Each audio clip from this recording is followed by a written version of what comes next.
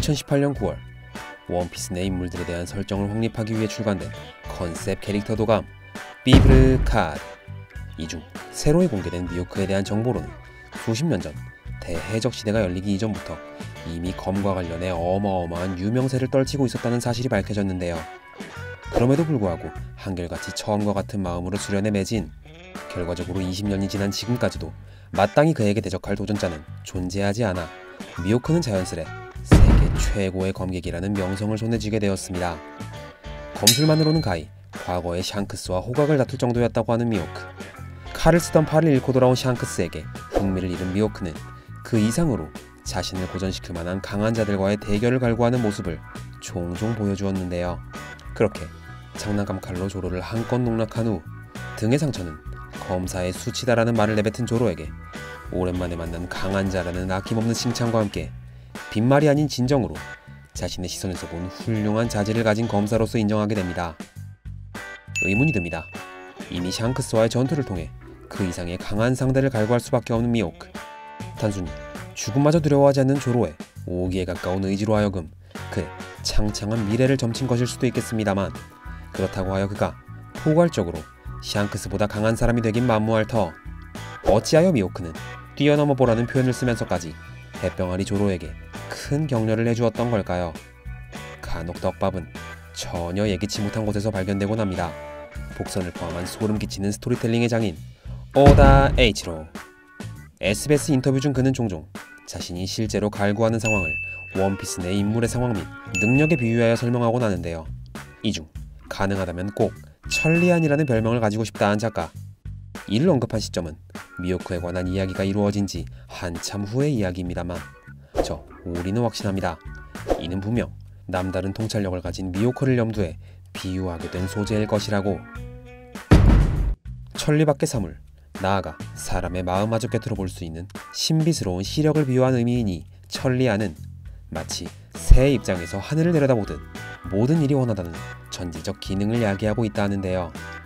최근까지의 만화를 모두 본 이라면 분명 또록또록 열매를 떠올리실 수 있겠습니다만, 아이러니하게도 작가가 천리안을 희망한 데에는 단순 먼 거리 및 사람의 마음을 꿰뚫어 보고자 한 뿐 아닌 미래에 대한 사건을 감지, 즉 예지력을 갖기 위함이었다 합니다. 이를 계기로 인터넷을 검색하다 발견하게 된 천리안에 관한 뚜렷한 정보. 정상적인 인식의 범위를 벗어나 현대 사건에 대한 인식을 감지할 수 있는 첫 번째 영역, 과거에 대한 지식, 과거의 사건을 감지하는 두 번째 영역, 예지력, 미래, 사건을 감지하는 세 번째 영역. 같은 천리안이라 불리는 포괄적인 능력에는 위와 같은 총 세 가지의 부류로 나뉘어져 있던 것입니다.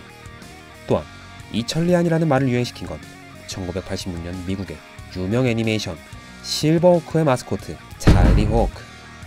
사이보그형 맹금류 로봇인 이 탈리 호크는 무언가 정보를 입수하면 바로 독수리 요새로 전송해 실버호크의 지휘관 천리안에게 정보의 가치를 판단하게 하여 미래에 대한 사건을 감지하게끔 하는 역할을 수행한 바 있다 하니, 미호크, 실버호크, 조로의 정보를 인지한 후 그 가치를 지레 짐작한 미호크와 실버호크를 통해 상대의 정보와 그 가치를 판단하는 천리안.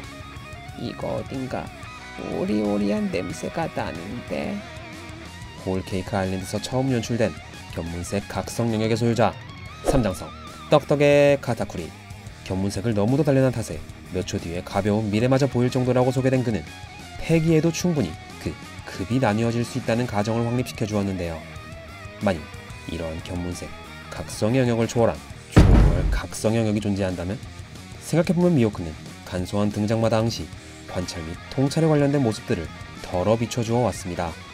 무수한 강호들과 겨뤘을 그가 갓 바다에 나온 조로와의 단 한 번의 만남 후 그 가능성을 통찰해 자신을 뛰어넘을 훌륭한 검사로 성장하라 언급한 점, 나아가 이례적으로 칠무의 소집에 응하면서까지 한 해적에게 흥미를 보인 점, 모두가 의아할 만한 그의 정상대전 등장 당시 흰수염과 우리의 진정한 거리를 확인하고 싶어 왔다 한 점, 루피에게 패기라는 정의가 확립되기도 전 이전과는 격이 다른 싸움에 얻어기면서도 형을 향해 나아가는 루피와 그러한 루피를 돕는 수많은 강호들을 보며 능력이나 기술 같은 건 아니지만 모두를 끌어들이는 힘을 가진 저자는 바다에서 가장 무서운 힘을 가진 사내다라고 평가한 점까지 눈치채셨습니까?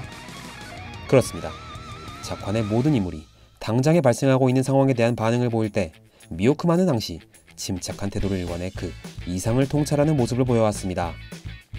엄청난 패기의 소유자인 것이 근 확실시되어 있는 샹크스와의 전투 당시 이미 사왕의 자리에 위치해 있던 그에게 순수 검술만으로는 호각을 이루었을 리 만무하니 극단적으로 세계관 내 최강 검호 자리에 위치한 데 있어 그는 충분히 어마어마한 패기 능력자로 설정되어 있어도 전혀 이상하지 않을 상황.